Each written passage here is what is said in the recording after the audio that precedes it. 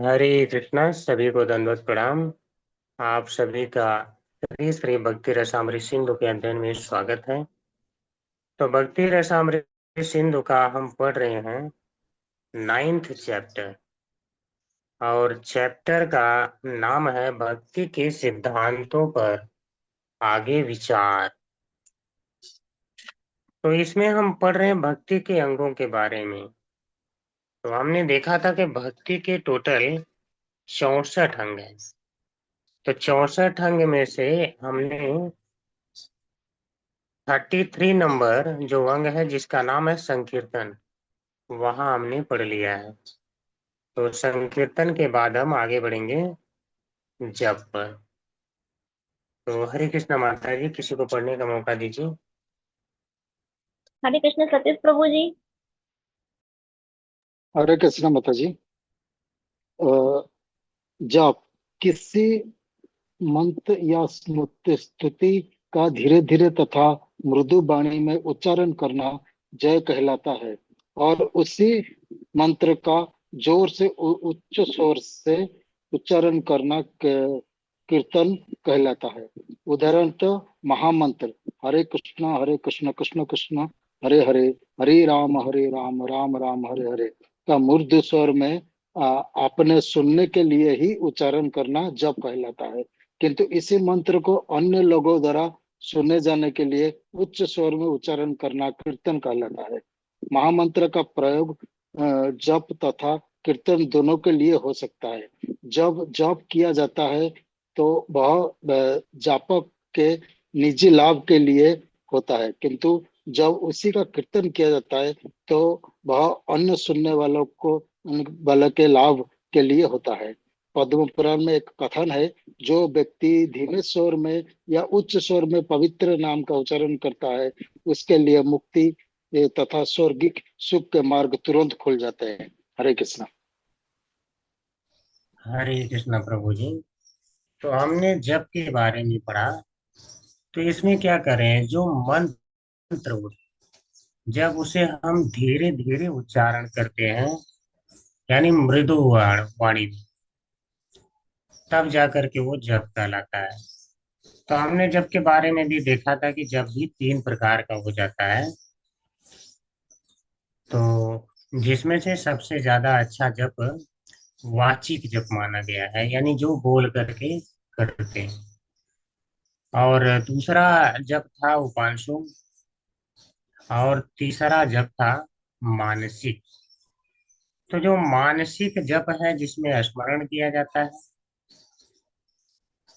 वह मतलब मानसिक जप स्मरण के अंतर्गत आ जाता है। और उपांशु जप में बहुत ही धीरे बोला जाता है, जो अपने कान तक जो है पहुंच जाता है। बहुत मुश्किल से पहुंचता है ना, अगला बंदा कोई भी सुन नहीं पाता। तो हमने जाना था कि जो वाचिक जप है जिसमें स्पष्ट उच्चारण मंत्र का किया जाता है, हरे कृष्ण कृष्ण कृष्ण हरे हरे, हरे राम राम राम हरे हरे, यह सबसे अधिक जो है लाभकारी होता है। क्योंकि बाकी के जो दो जप हैं वह हृदय के शुद्ध होने की अपेक्षा करते हैं, कि हृदय बहुत ज्यादा शुद्ध है तब तो आनंद आएगा, अन्यथा नहीं।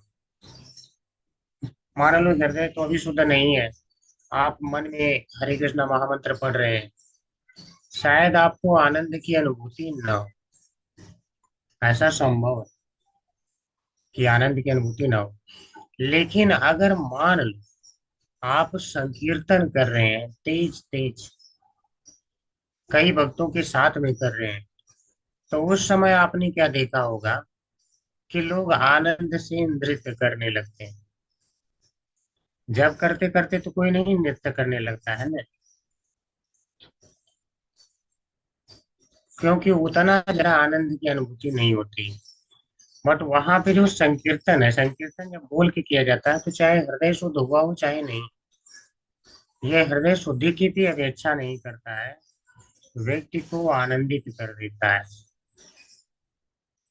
तो जो कीर्तन है, जब थोड़ा और जोर से बोला जाता है जब को, तो कीर्तन हो जाता है। और जब कई भक्तों के साथ में मिल करके किया जाता है तो वही क्या कहलाता है, संकीर्तन। तो वास्तव में संकीर्तन जो है ज्यादा लाभकारी होता है।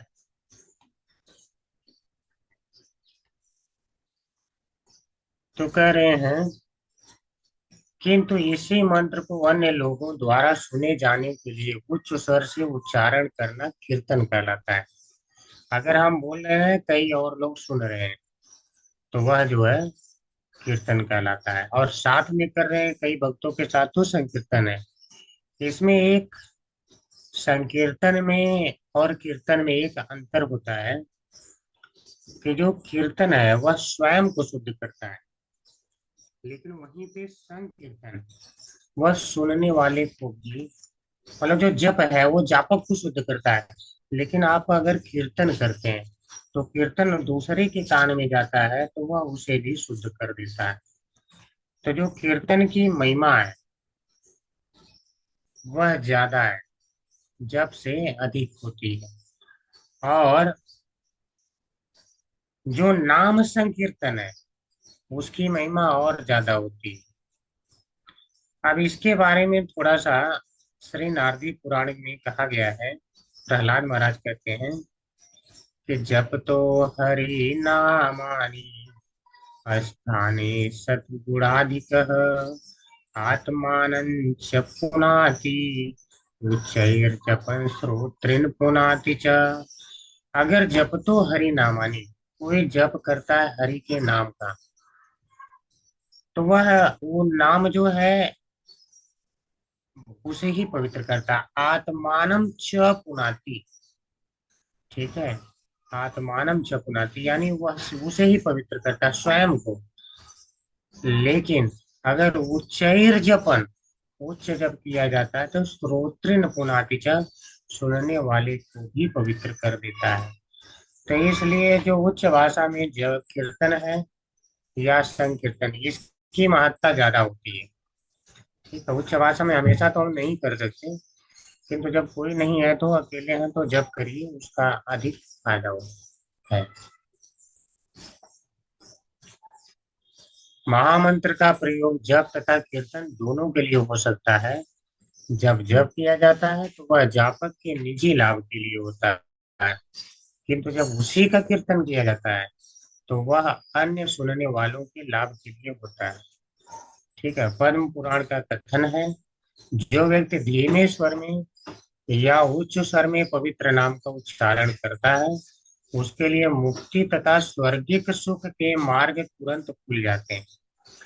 तो इसको आप लोगों ने पढ़ा था ना, कि जो ताला है, ताला लगा हुआ है ना एक स्वर्ग के मार्ग में, वह जो ताला है तुरंत खुल जाता है।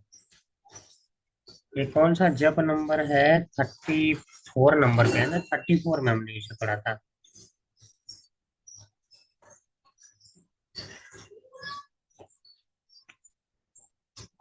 34,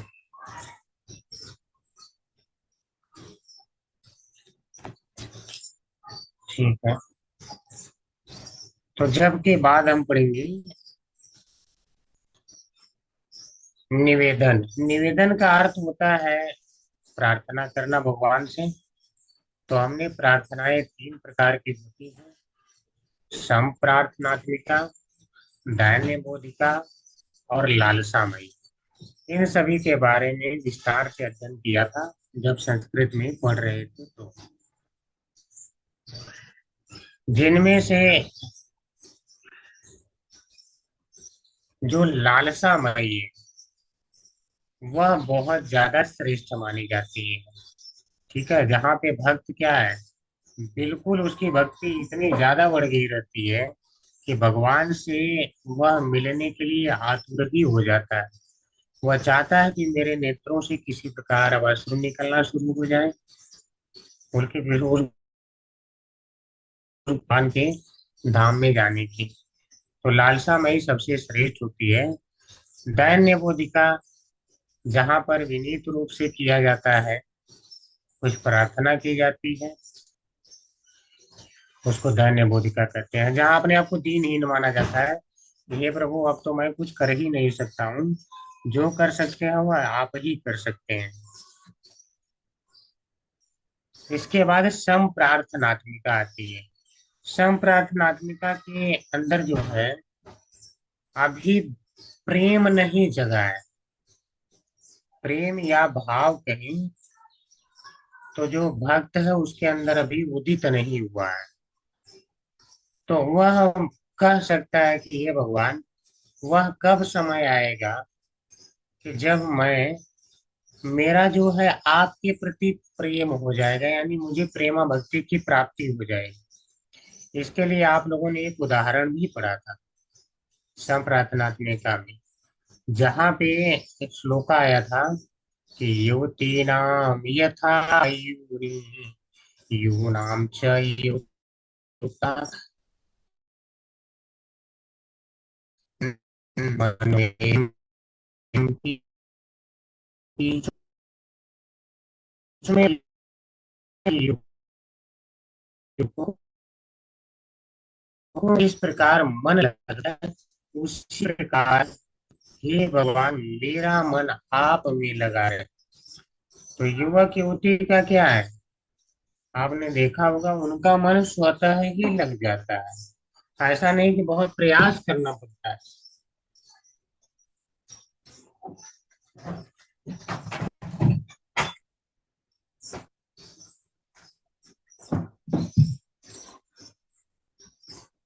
तो अगर देखा जाए तो ऐसा नहीं है कि उस युवक ने युवती के लिए कुछ किया है, ने युवक के लिए कुछ किया है, वह एक स्वतः आकर्षण हो जाता है। तो यहाँ पे भक्त चाह रहे हैं कि मेरा भक्त, ठीक है, हरे कृष्णा।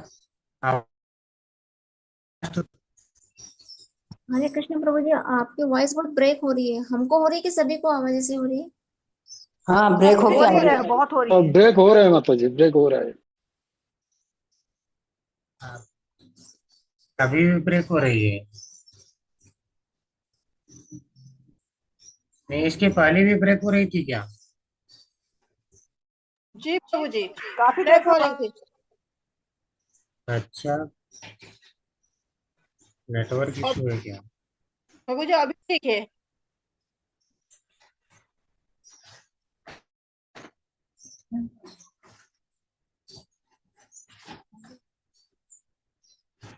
ठीक है, अभी देखते हैं, आगे बढ़ते हैं। आवाज तो अभी अभी क्लियर है ना? जी प्रभु जी, अभी ठीक है। जी ठीक है। तो संप्रार्थनात्मिका आपने जान लिया कि जब तक उसको भक्त को प्रेम की प्राप्ति नहीं हुई है, वो संप्रार्थनात्मिका है। यानी वो इच्छा करता है कि ये भगवान, जिस प्रकार युवक और युवतियों का स्वतः आकर्षण हो जाता है, यानी कोई एक दूसरे के लिए कुछ किया नहीं है, ऐसा नहीं कि बहुत भलाई का उसका कार्य कर दिया है तब आकर्षित हो रहे हैं, तब, लेकिन उनमें स्वतः प्रेम है। तो ये यहाँ पे भक्त चाहता है कि मेरा स्वतः प्रेम हो जाए, तो वह संप्रार्थनात्मिका है।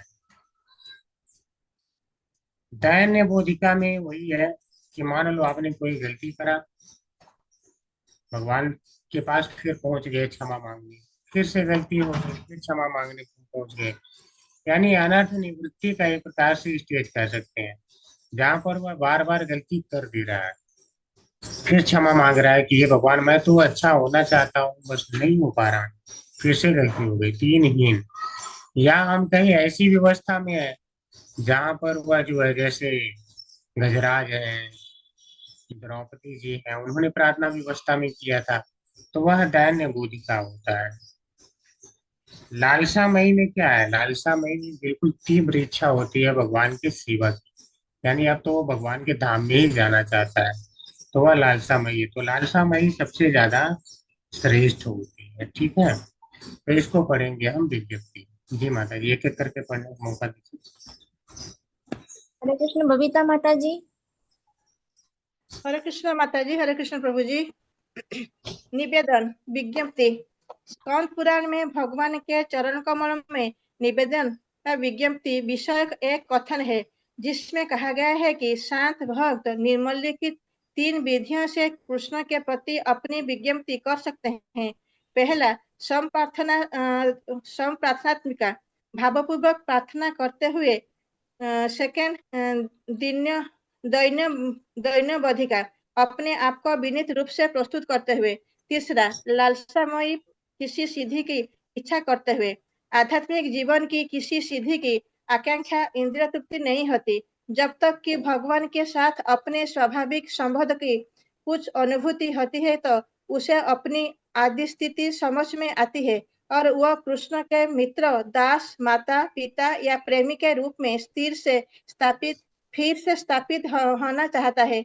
वह लालसामयी विज्ञप्ति अर्थात अपनी सहज स्थिति में पहुंचने की लालसा कहलाती है। यह लालसामयी विज्ञप्ति पूर्ण मुक्ति की अवस्था में होती है और परिभाषित दृष्टि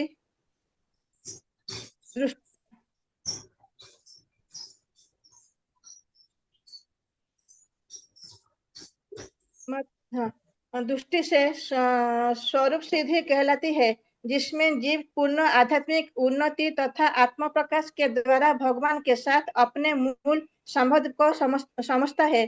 पद्म पुराण में भगवान हरे कृष्णा माता जी, थोड़ा सा यहाँ पे ये देख लेते हैं, ध्यान देने वाली बात क्या है। कह रहे हैं कि देखिए, जो लालसामयी सम प्रार्थनात्मिका क्या भाव पूर्वक प्रार्थना कर रहा है, मतलब अभी पूरा भाव आया नहीं है, वो चाहता है कि भाव आ जाए। ठीक है, यानी भगवान से प्रेम हो जाता है। निबोधिका यानी विनीत रूप से कर रहा है कि अब तो मेरे बस की बात नहीं है प्रभु, जो कर सकते हैं आप ही कर सकते हैं। लालसामयी में क्या करें, किसी सिद्धि की इच्छा। सिद्धि की इच्छा का क्या है कि मान लो कि जो 5 प्रकार के रस बताए गए, देखिए मुख्य रूप से जो 5 प्रकार के रस हैं, उन्हीं रसों में भक्त जो है भगवान से जुड़ते हैं। तो उनमें से किसी एक में वो स्थापित होना चाहता है, यानी उसका वह भाव जो है निरंतर अब आना शुरू हो गया है। तो यह कब भाव आना शुरू होगा, जब वह मुक्ति की अवस्था में होगा। यानी इस संसार में भले दिख रहा हो, लेकिन अब वो मुक्त है। ठीक है, भगवान ने कैसा उदाहरण दिया था भगवद गीता के 5वें अध्याय में, कि जैसे कमल है, कमल का पत्ता क्या है, जल के अंदर रहता है, जब निकाला जाता है तो उसके अंदर एक भी बूंद नहीं रह जाती, अर्थात जल में रहते हुए उससे आसक्त नहीं है। अर्थात यहाँ पे वह भक्त पूर्ण मुक्ति की अवस्था में है। ठीक है, तो इसीलिए प्रभुपाद जी करें, यह लालसामय विज्ञप्ति यानी प्रार्थना पूर्ण मुक्ति की अवस्था में होती है। तो कभी कभी लोग कहते हैं, अरे तो हम पूरा मुक्त थोड़े ना हो गए हैं, पूरा मुक्त हो जाते तो यहाँ क्यों होते। तो पूरा मुक्त होने के बाद भी इस संसार में लोग हैं। पूरा मुक्त होने के बाद भी, तो भगवत गीता में भी कई जगह ये आप लोगों ने पढ़ा है कि ऐसे लोगों को मुक्त ही कहा जाता है, जीवन मुक्त कहते हैं। जीवन मुक्त का मतलब क्या है, जो यहाँ पे भौतिक आसक्ति बिल्कुल उनकी त्यक्त हो चुकी है, यानी त्याग दी। अब केवल भगवान की सेवा की ही आसक्ति रह गई है। तो जो वह आसक्ति है, वह बुरी आसक्ति नहीं कहलाती है। वह भगवान की सेवा की आसक्ति को भौतिक आसक्ति के साथ तुलना नहीं किया जा सकता। ठीक है, तो इसीलिए करें, इसे परिभाषित रूप से कहा जाता है स्वरूप सिद्धि। यानी यह क्या है, जीव अपने स्वरूप में स्थित हो रहा है, यानी वह सिद्ध हो चुका है कि मेरा ये स्वरूप है, वो उसे यह प्राप्त करना चाहता है। ठीक है, इसीलिए प्रभुपाद जी क्या करें, जिसमें जीव पूर्ण आध्यात्मिक उन्नति तथा आत्म प्रकाश के द्वारा भगवान के साथ अपने मूल संबंध को समझता है। अब वो समझ जाता है कि मेरा क्या संबंध है। ठीक है माता जी, आगे पढ़ते हैं। हरे कृष्ण सुधा माता जी।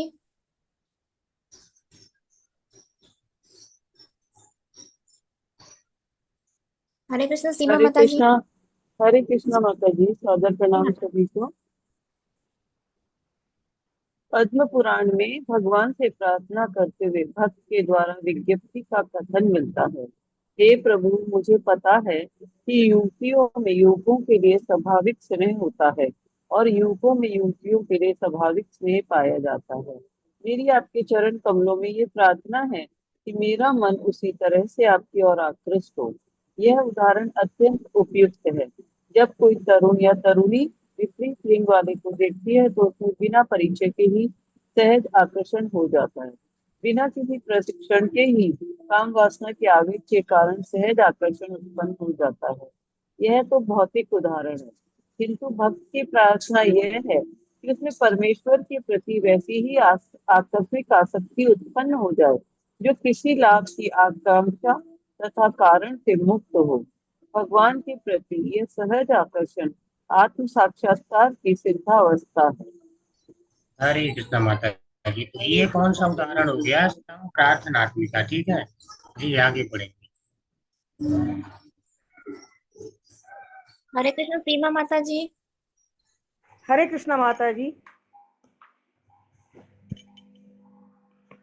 उसी एक मिनट उसी पद पुराण में दैन्य बोधिका विज्ञप्ति का एक उदाहरण है। हे प्रभु, मुझसे बढ़कर कोई अन्य पापी जीव नहीं है, न ही मुझसे बढ़कर कोई अपराधी है।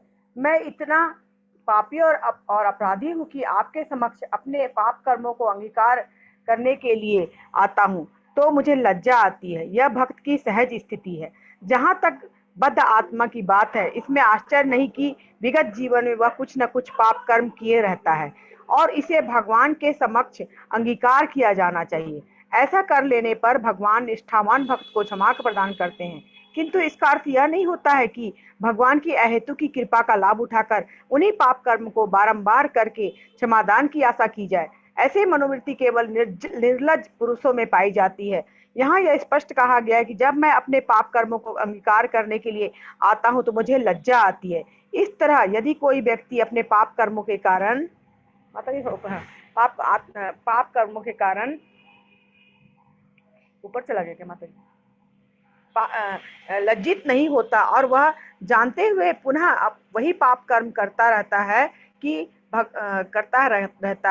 कि भगवान उसे क्षमा कर देंगे, तो वह अत्यंत मूर्खतापूर्ण विचार है। वैदिक साहित्य में कहीं भी ऐसे विचार को स्वीकार नहीं किया जाता। यह तथ्य है कि भगवान नाम कीर्तन द्वारा मनुष्य अपने विगत जीवन के सारे पाप कर्मों से छूट जाता है, किंतु इसका अर्थ यह नहीं है कि शुद्ध हो जाने पर बारंबार कर्म आरंभ कर दिए जाएं और पुनः शुद्ध होने की आशा की जाए। भक्ति में इन मूर्खतापूर्ण प्रस्तावों को स्वीकार नहीं किया जाता। कोई सोच सकता है कि मैं पूरे सप्ताह का पाप कर्म कर लूं और एक दिन मंदिर या गिरजाघर चलकर अपने पाप कर्मों को स्वीकार कर लूंगा, जिससे मैं शुद्ध हो सकूं और पुनः पाप करना प्रारंभ कर दूं। यह अत्यंत मूर्खतापूर्ण एवं अपराधपूर्ण विचार है और भक्ति रसामृत सिंधु के लेखक को स्वीकार नहीं है। हरि बोल। हरे कृष्ण माता जी। ठीक है, यहाँ पे आप देख रहे हैं दैन्य बुद्धि का, यानी भक्त जो है भगवान से माफी तो मांगना चाहता है, लेकिन वह माफी भी मांगने में लज्जा महसूस कर रहा है। वह क्या कह रहा है कि ये भगवान, मैंने तो इतने पाप कर्म किए हैं कि आपसे क्षमा मांगने में भी लज्जा आती है। ठीक है, ये वास्तव में दैन्य बुद्धि का है, जहाँ पे उसको आभास हो जाता है कि मैं वास्तव में गलत हूँ। मुझे तो भगवान मौका दे रहे हैं, मैं ही उस मौके का वास्तविक फायदा नहीं ले रहा हूँ। तो देखिए, सिद्धांत ये है कि भगवान का जब नाम लिया जाता है तो व्यक्ति शुद्ध हो जाता है। तो कभी कभी लोग एक प्रश्न करते हैं, ज्यादातर नास्तिक लोग करते हैं, कि इसका मतलब है पाप कर लो और पाप करके फिर से जाके और माफी मांग लो भगवान से, भगवान का नाम ले लो। तो इस बात को प्रभुपाद जी क्या कह रहे हैं, यह निर्लज्ज पुरुषों में पाया जाता है कि पाप करो, पाप करके फिर जाके माफी मांगो। तो इसको भगवान जो है स्वीकार नहीं करते हैं। ठीक है, अगर बार बार नाम के बल पे कोई पाप करता है तो वास्तव में नाम अपराध हो जाता है, उसकी भक्ति तो कभी नहीं बढ़ेगी।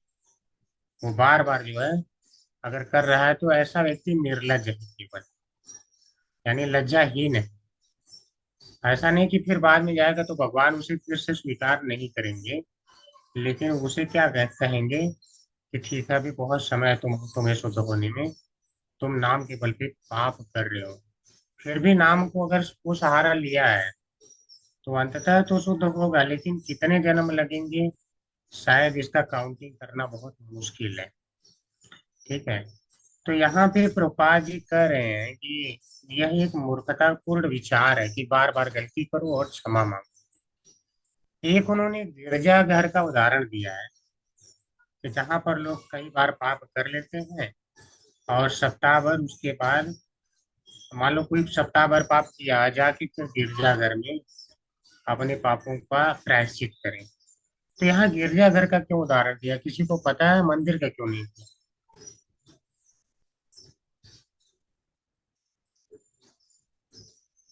किसी को है आइडिया इसका? तो कुछ है यहाँ पे मंदिर भी तो लिखा है, एक दिन मंदिर या गिरजाघर चलकर। हाँ ठीक है, लेकिन गिरजाघर उल्लेख करना आवश्यक था क्या?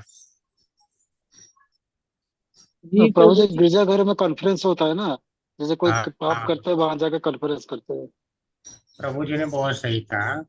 तो वहां पर क्या जी है, लोग प्रभु एक जी। हाँ, माता जी को भी पता है। एक हफ्ते लोग पाप करते हैं और एक हफ्ते पाप करने के बाद जाते हैं पादरी के पास में, फादर रोहित वहां का बोल लो, चर्च का।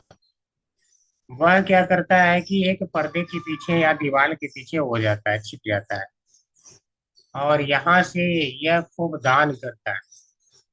जो व्यक्ति क्षमा मांगने गया खूब दान करता है, और दान करने के बाद बोलता है जीसस से कि मुझे क्षमा कर दीजिए, अब इसके बाद जो है पाप नहीं करूंगा। ठीक है, तो वह वहां पे क्षमा दान की प्रार्थना करता है, और ऐसा चर्च में होता है, इसीलिए उसका नाम यहाँ पे लिया गया है। मंदिर में जनरली तो बहुत कम लोग जाते हैं कि एक हफ्ते पाप कर लिया हूँ, चलो क्षमा मांग के आता हूँ, लेकिन वहां लोग अक्सर जाते हैं इस काम के लिए, और उसके बाद फिर करेंगे एक हफ्ता, फिर शुरू हो जाते हैं। ठीक है, तो इसको प्रभुपाद जी क्या करें, यह अत्यंत मूर्खता पूर्ण एवं अपराध पूर्ण विचार है, और भक्ति रसामृत सिंधु के लेखक को स्वीकार नहीं है। अच्छा, ऐसा बात नहीं है कि केवल लेखक को स्वीकार नहीं, यह जो है शास्त्र में भी स्वीकार नहीं है। नाम के बल पे अपराध करना स्वयं ये जो है पद्म पुराण में दिया गया है। तो भगवान ने डायरेक्ट कहा है कि यह मुझे स्वीकार नहीं है। ठीक है, आगे बढ़ते हैं जी। हरे कृष्ण। हरे कृष्ण मनीषा माता जी।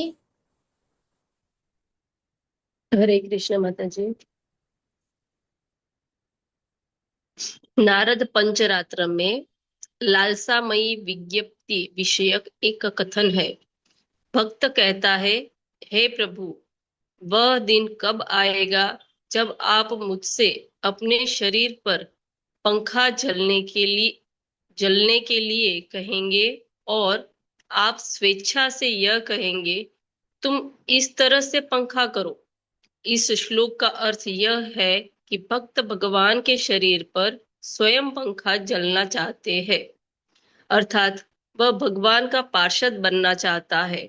निसंदेह भक्त किसी भी हैसियत से, चाहे दास या मित्र या प्रेमी रूप में हो, भगवान के प्रत्यक्ष सानिध्य में रहना चाहता है, किंतु अपनी अपनी विविध रुचि के अनुसार हर कोई इनमें से एक संबंध चाहता है। यहाँ पर भक्त भगवान का दास बनने की लालसा रखता है, और वह भगवान को पंखा चलना चाहता है, जैसे कि उनकी अंतरंगा शक्ति लक्ष्मी जी करती है। वह यह भी चाहता है कि भगवान प्रसन्नता पूर्वक उसे आदेश दे कि पंखा कैसे जला जाए। यह लालसामयी विज्ञप्ति आत्म साक्षात्कार की सर्वोच्च सिद्धावस्था है। नारद पंचरात्र में ही एक अन्य स्थल पर ऐसी विज्ञप्ति दिखाई देती है, जहां भक्त कहता है, हे प्रभु, हे कमल नयन, वह दिन कब आएगा जब मैं यमुना तट पर एक पागल की भांति आपके पवित्र नाम का उच्चारण करता रहूंगा, और मेरी आंखों से अविरल अश्रुधारा बहती रहेगी। यह दूसरे प्रकार की सिद्धावस्था है। चैतन्य महाप्रभु ने भी कामना की थी कि एक एक क्षण मेरे लिए 12 वर्ष के समान लगे, और आपको न देखने के कारण सारा संसार सूना लगे। मनुष्य को चाहिए कि भावपूर्ण प्रार्थना करे और भगवान की विशेष प्रकार की सेवा करने के लिए उत्सुक रहे। यह समस्त महान भक्तों का विशेषतया चैतन्य महाप्रभु का उपदेश है। आगे पढ़ो प्रभु जी।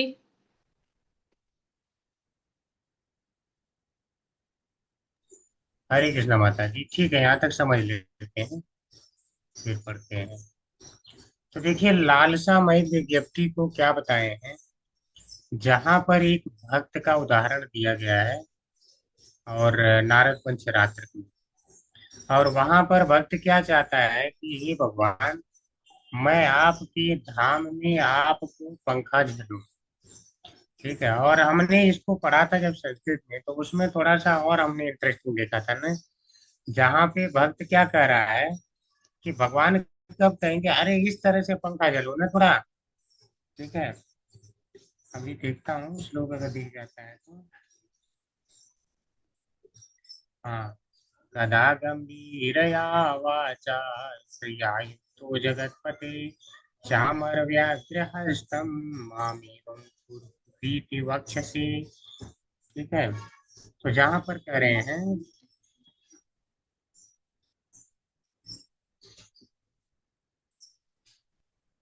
चामर व्यग्र हस्तम, मेरा हाथ तो व्यस्त है चामर झलने में आपको, तो पूर्व इति, यानी इस प्रकार से करो। यानी कब भगवान कह देंगे कि तुम इस प्रकार से करो मुझे पंखा, वो समय कब आएगा। इसका अर्थ क्या है कि जब वो अपने संबंध को यानी दास के रूप में पहचान गया है, तो इसी प्रकार से पांचों रसों में से किसी एक रस में जब व्यक्ति पहचान कर लेता है भगवान के साथ उस रस को और उसमें जुड़ना चाहता है, तो यह आत्म साक्षात्कार की सर्वोच्च सिद्धावस्था कहलाता है। आत्म साक्षात्कार का मतलब आत्म यानी अपने आप का साक्षात्कार हो गया कि मैं कौन हूँ, मेरा भगवान से संबंध क्या है। तो इसलिए लालसामयी सर्वश्रेष्ठ है। तो नारद पंचरात्र का दूसरा उदाहरण दिया गया है कि जहाँ पर एक भक्त जमुना के किनारे बैठ के नाम का उच्चारण कर रहे हैं और कह रहे हैं कि ये भगवान कब वह समय आएगा कि नाम का उच्चारण करते करते अविरल धारा बहेगी आंसुओं की, और शायद नृत्य भी करूंगा ना, ऐसा भी था क्या। कदा हम यमुना तीरे नामानि तव कीर्तयन् उद्वा पुंडरीकाक्ष रचयिष्यामि तांडवम। हाँ, तांडव का भी उल्लेख हुआ था कि मैं कब जो है आ, आंखों से अश्रुधारा बहने लगेगी और कब नृत्य करने लगूंगा। ये वास्तव में प्रेम की अवस्था में होता है। तो सही कहा जाए तो ये एक प्रकार की संप्रार्थनात्मिका है, यानी अगर देखा जाए तो अभी प्रेम प्राप्त नहीं हुआ वक्त, लग ऐसा रहा है, लेकिन जब संप्रार्थनात्मिका बहुत ज्यादा तीव्र हो जाती है, बहुत तेज हो जाती है, तो जहां वह बिल्कुल प्रेम पाना ही चाहता है, ठीक है, तो वह जो तीव्र अवस्था है वह लालसामयी के अंतर्गत आ जाता है। तो यह भी लालसामयी का ही उदाहरण है। ठीक है, और ऐसा ही चैतन्य महाप्रभु का उदाहरण दिया गया है कि चैतन्य महाप्रभु ने क्या कामना किया कि ये भगवान एक एक क्षण मेरे लिए 12 वर्ष के समान लगे और आपको न देखने के कारण सारा संसार सूना लगे। ठीक है, सारा संसार सूना लगे। युगायतम निमिषेण चाक्षुषा प्रावृषायतम शून्यायतम जगत सर्वम गोविंद विरहेण में, प्रतिदिन आप लोग पढ़ते हैं युगायतम निमिषेण। अच्छा, निमिष यानी पलक झपकना, देखते हैं पलक झपकना कितना शीघ्र हो जाता है, यानी एक क्षण में लगभग पलक झपक गया। तो पलक जो झपकने का समय है वह भी मुझे एक युग के समान लगता है, युगायतम, युग के समान लगता है कि ये भगवान, यानी आपसे जो विरह है उसमें जो पलक झपकने के समय के बराबर का विरह है वह भी युग के समान लगता है। तो वह कब समय आएगा, युगायतम निमिषेण चाक्षुषा प्रावृषायतम, और मेरे आंखों से अश्रुधारा बहेगी। प्रावृषायतम एकदम बहने लगेगा अश्रुधारा। ठीक है, अशून्यायतम जगत सर्वम, सारा जगत जो है मुझे आपके बगैर सोना सोना लगेगा। गोविंद विरहिण, गोविंद के विरह। तो यह जो है बात महाप्रभु स्वयं कहे हैं। तो इससे क्या लगता है कि अभी प्रेम प्राप्त नहीं हुआ है, लेकिन जब बहुत तीव्र ऐसी इच्छा होती है तो उसे जो है लालसामयी कहा जाता है, अर्थात उसे प्रेम की प्राप्ति हो गई, सर्वोच्च सिद्धावस्था। ठीक है, आगे बढ़ते हैं। हरे कृष्णा। आशा माता जी। हरे कृष्णा माता जी। आपको दूसरे शब्दों में मनुष्य को सीखना चाहिए कि भगवान को किस तरह रोकर पुकारा जाए।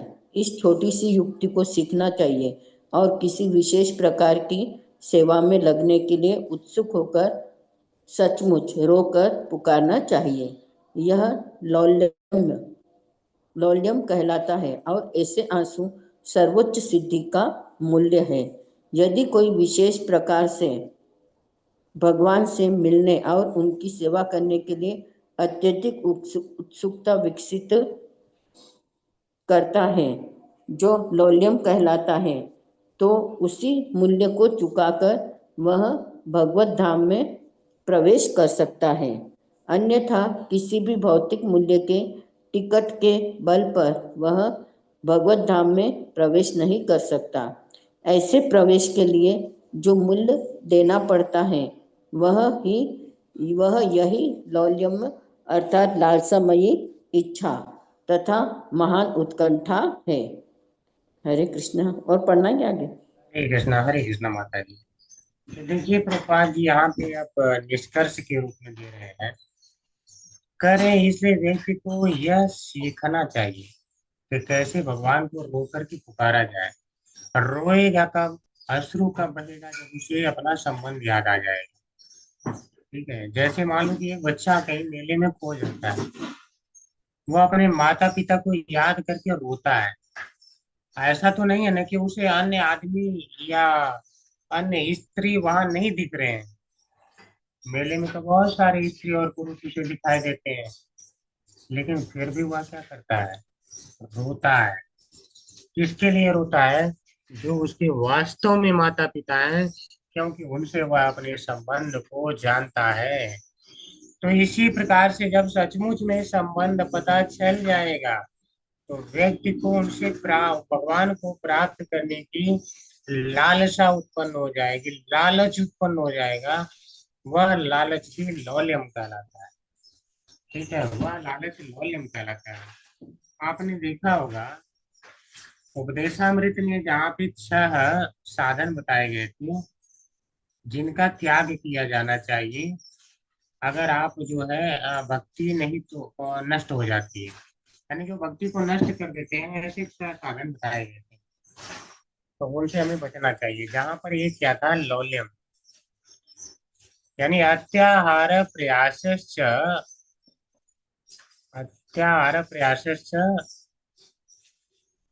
किसी को याद आ रहा है? अत्याहार प्रयासश्च याद नहीं आ रहा ना। फिर उसमें था जन संग लौल्यम च षड्वीर भक्ति विनश्यति।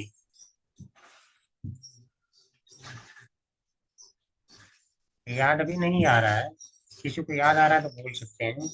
अत्याहार प्रयास से उसके बाद क्या था? या तो मुझे देखना पड़ेगा श्लोक। हाँ, अत्याहार प्रयास से प्रजल्पो नियमाग्रह जन संग लौल्यम च षड्वीर भक्ति विनश्यति। 6 चीजें भक्ति का नाश करती हैं। अत्याहार, प्रयास, प्रजल्प, नियम, आग्रह, जन संग, लौल्यम। लौल्यम का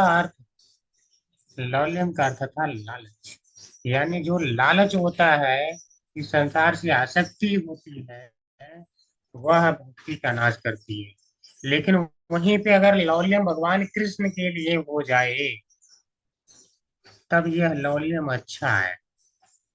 तो इसी को प्रभुपाद जी कह रहे हैं कि व्यक्ति को यह लौल्यम विकसित करना चाहिए।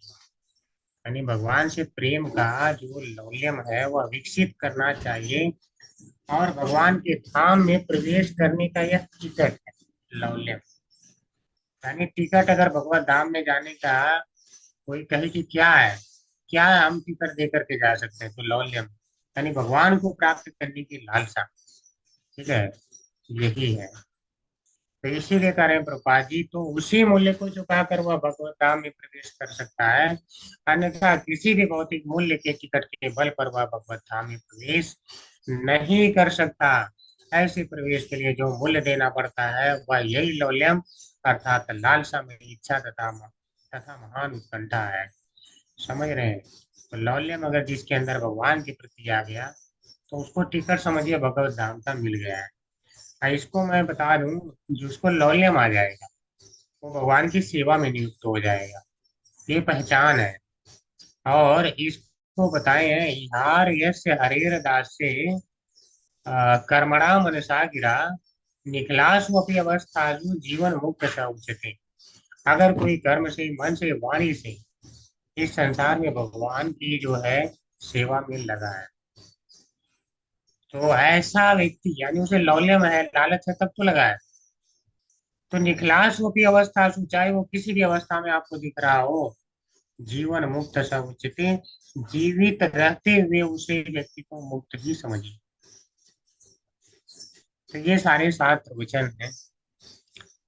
तो कुछ प्रसिद्ध प्रार्थनाएं यानी अस्तव पाठ भक्ति का 36वां अंग है।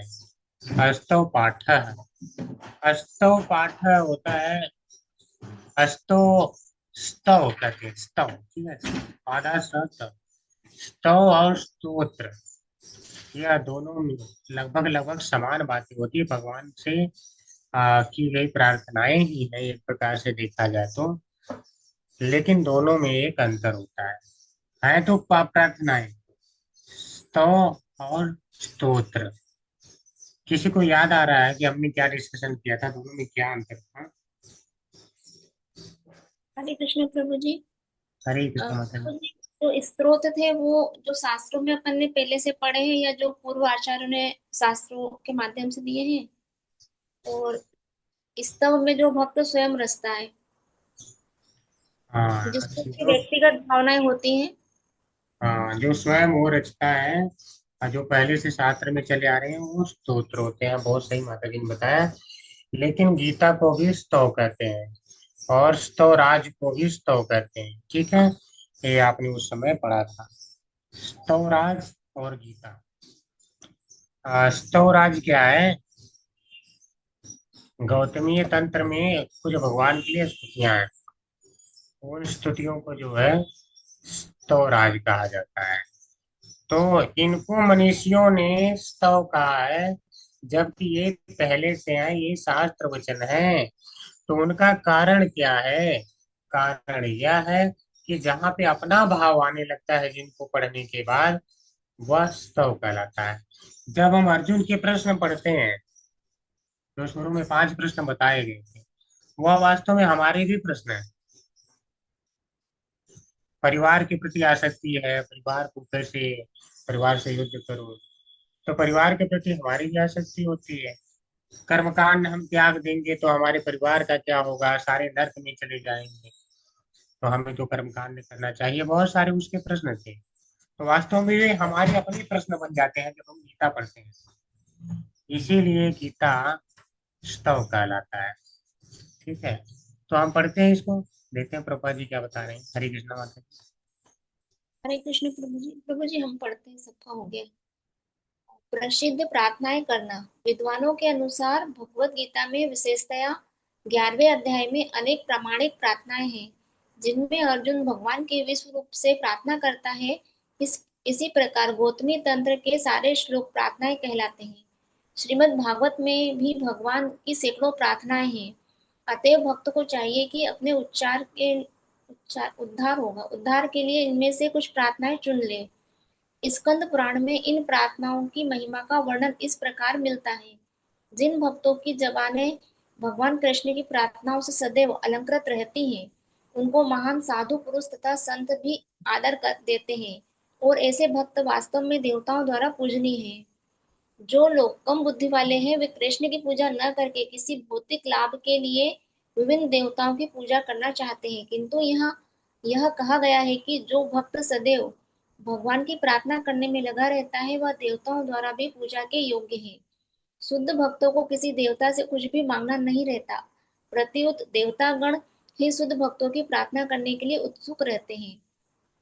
नरसिंह पुराण में कहा गया है, जो व्यक्ति भगवान कृष्ण के अचरा विग्रह के समक्ष पहुंचते ही विभिन्न प्रार्थनाओं का पाठ करने लगता है, वह सारे पाप कर्मों के फलों से तुरंत छूट जाता है और बिना किसी संदेह के बैकुंठ लोक जाने का पात्र बन जाता है।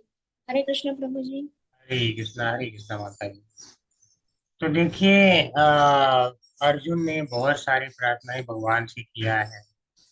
अच्छा, ये प्रार्थना उसका वो भी था ना जहाँ पे भगवान से वो अर्जुन क्या कहता है कि हे भगवान, मैं तो आपको सखा मान करके जितना सारा कुछ अपराध किया हूँ, ठीक है, सब क्या था, सखेति मत्वा प्रसभम यत उत्तम कि कृष्णेति, ऐसे करके क्या था, ऐसे एक श्लोक आया था ना, दो श्लोक था जहाँ पे वो प्रार्थना करता है, सखेति मत्वा प्रसभम यत उत्तम।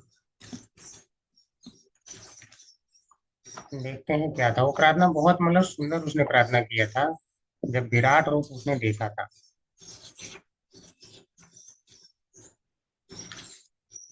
सखेति मत्वा प्रसभम्यतुष्टम्, हे कृष्ण हे यादव हे सखेति, अजानिता महिमानं तवेदं, मया प्रमादात् प्रणयिनोऽपि, यच्चावासार्थमसत्कृतोऽपि, विहारशय्यासनेषु एकोऽथवाप्याच्युत तत् समक्षम्, तच्छामि त्वामहम् अप्रमेयम्। कितनी सुंदर प्रार्थना है।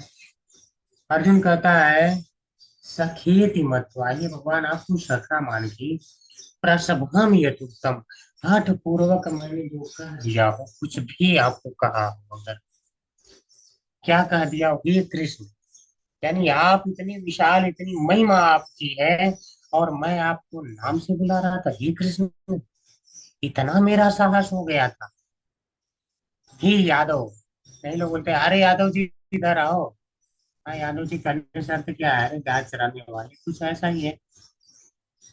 तो ये भी अगर कहा है, यह मैंने आपको सखा कर दिया हो, जैसे मान लो प्राइम मिनिस्टर है, उसकी तो बहुत बड़ी वैल्यू है, तो उसे हम थोड़े ना अगर जान रहे हैं तो वो बोलेंगे हाँ सखा इधर आ जाओ, लेकिन अगर ना जानते हो तो शायद आप कह देंगे। तो भगवान की महिमा को देख करके या इस तरह से बोला, तो भगवान कह सकते हैं ना कि तुम तब बोले ही क्यों। तो कह रहा आ जानता महिमानम तवीदम, ये भगवान आपकी इस महिमा को मैं नहीं जानता था, अनजान था मैं तो इससे, ठीक है। तो इसलिए अनजान होने के कारण तो भगवान का मान लो कह सकते हैं कि तुम अनजान थे तो क्यों बोले, कोई जरूरी है अनजान में कहना है इस तरह से। तो कह रहा है कि मैं ही पागल हो गया था, यानी मया प्रमादात प्रणयन वापी, ये भगवान मान लीजिए कि मैं प्रमादवश कह दिया हूँ, या कि दूसरा अगर प्रमाद नहीं मानो तो प्रेम, प्रणयन यानी बहुत ज्यादा प्यार वश कह दिया हो। आपको प्यार में भी लोग एक दूसरे को थोड़ा कठोर बोल देते हैं, ठीक है, तो तड़ाक कह के बात कर देते हैं, आपने देखा होगा थोड़ा सा। तो या उसके कारण कहा हो तो भी क्षमा करिए, या ये भगवान यथ च अवहास्य अर्थम, या आपकी हंसी उड़ाने के लिए मैंने कह दिया हो, असत्कृतोषी, हंसी उड़ाने के लिए अनादर किया हो तो उसे भी क्षमा करिए। विहार आसन आसनेशु, आसन भोजनेशु, या कभी विहार यानी भोजन करने समय कुछ बोला, शयासन सोते समय लोग क्या करते हैं, जनरली एक दूसरे के ऊपर पैर इत्यादि फेंक देते हैं, एक दूसरे को लात से भी मार देते हैं, कुछ ना कुछ गलती हो जाती है। या भोजन, या मतलब भोजन पे बैठे हो, आसन पे बैठे हो, तो उस समय मैंने कुछ कहा हो, या एको भगवान अगर अकेले में मैंने कहा हो, अथवा फिर एक तक समझ सबके सामने अगर आपको कहा हो, हे भगवान अच्युत आप मुझे क्षमा करिए, आप कर सकते हैं, ठीक है। तत्क्षामयि, सबका क्षमा, सबको क्षमा करिए। त्वाम अहम अप्रमेयम, आपकी शक्तियां असीमित है, असीमित शक्तियों से संपूर्ण है, तो आप क्षमा कर सकते हैं, चाहे मेरे अपराध कितने बड़े भी क्यों न हो। तो वह भिन्न भिन्न प्रकार की प्रार्थनाएं करते हैं। तो इन प्रार्थनाओं में हमें क्या लगता है, कभी हम भी हो सकता है गलती की हो, तो ये प्रार्थनाएं हमें अपनी प्रार्थनाएं लगती हैं। जब नहीं हम जानते तो हम भी कुछ सोचते थे, अरे कृष्ण तो साधारण है, ठीक है, शिव जी बहुत बड़े हैं, या कृष्ण जी मात्र एक छोटे से अवतार है, कौन जानता था ये अवतारी है। तो हमने भी तो किए हैं अपराध। तो उस समय क्या होता है, अनजाने में होगा। तो व्यक्ति प्रार्थना करता है तो ये सारी प्रार्थनाएं हमारी मिल जाती हैं, इसलिए स्तव कहलाते हैं। गीता को स्तव कहा गया है। इसी तरह जो देवताओं की भक्ति करते हैं उन्हें भगवान ने ही अल्पमति कहा है, अंतवंत फलम तेषां तद्भवति अल्पमेधसाम्, ठीक है। तो अल्पमेधसाम् उनको कहा गया है। कामैस्तै तै धृत ज्ञान प्रपद्यन्ते अन्य देवता, अन्य देवताओं की शरण में जाते हैं क्योंकि इच्छाओं से उनकी मति मारी गई। कामैस्तै त्रिहृत ज्ञान, ज्ञान ही हर लिया गया, जिसके पास ज्ञान नहीं है वो देवताओं का भक्ति करता है, ठीक है। मैं तो नहीं कह रहा हूँ, आचार्य नहीं कर रहे हैं, ये तो भगवान कह रहे हैं, ठीक है। ऋत ज्ञान का अर्थ क्या है, ज्ञान हर लिया गया। तो इसीलिए देवताओं के जो भक्त हैं उनका साथ हमें नहीं करना चाहिए। हमें केवल अगर कुछ मांगना है तो भगवान से मांगो। अकाम सर्व काम हुआ, मोक्ष काम उदार दी, सर्व काम सारी इच्छाएं तो भी भगवान के पास जाओ, लेकिन जाओ भगवान के पास, ये है। तो नरसिंह पुराण में कहा गया है, जो व्यक्ति भगवान कृष्ण के अर्चा विग्रह की समझ पहुंचते ही विभिन्न प्रार्थनाओं का पाठ करने लगता है और वह सारी पाप कर्मों के फलों से तुरंत छूट जाता है और बिना किसी संदेह के वैकुंठ लोक जाने का पात्र बन जाता है, ठीक है। देखिए इसको श्लोक बहुत अच्छा है। स्तोत्रैस्तवैश्च देवाग्रे यस्तौति मधुसूदनम् सर्व पाप विनुर्मुक्तो विष्णु लोकमयावाप्नुयात्। करे स्तोत्र के द्वारा या स्तव के द्वारा, जो भगवान की स्तुति करता है, किसकी, मधुसूदन, असुर, असुर नाम का असुर था ना मधु, तो जो मधु को मारने वाले हैं तो वो तो हमारे पापों को भी मार देंगे। तो करे सर्व पाप विनुर्मुक्ता, तो सारे पापों से मुक्त होके विष्णु लोकम अवाप्नुयात्, भगवान विष्णु के लोक को प्राप्त करता है। करता है एक नियम बन गया ना, करता ही है, इसमें डाउट नहीं है कि नहीं करेगा। ऐसा नहीं है कि बाद में जाएगा, अब वह पात्र बन चुका है, वो जाएगा ही जाएगा। इसीलिए प्रभुपाद जी करें बल्कि तो लोग जाने का पात्र बन जाता है। अब जाना तय हो गया है, ठीक है, टिकट कट चुका है, भले यहाँ दिख रहा है वो बात नहीं, लेकिन टिकट कट चुका है भगवत धाम, ठीक है। तो इस चैप्टर को आज हम एक विराम देंगे, कल समाप्त कर देंगे। अगर यहाँ तक कोई कुछ कहना चाहते हैं, कमेंट करना चाहते हैं, पूछना चाहते हैं तो पूछ सकते हैं। हरे कृष्ण।